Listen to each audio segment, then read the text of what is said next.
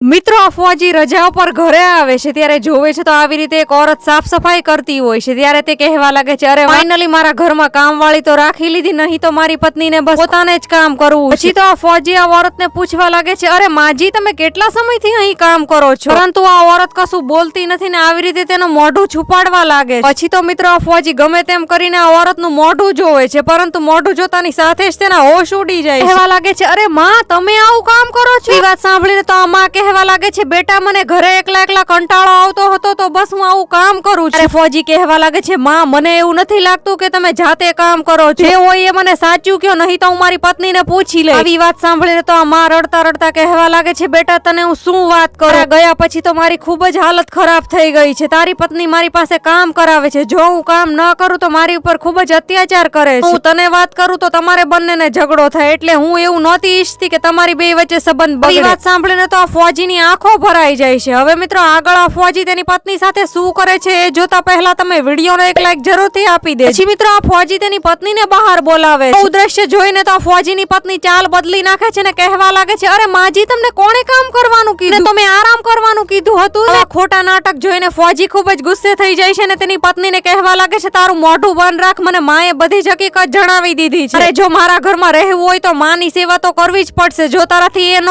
થાય તો નીકળ અહીં, એમ કહીને ગુસ્સો કરીને તેની પત્નીને થોડા દિવસ તેલમાં મોકલી દે.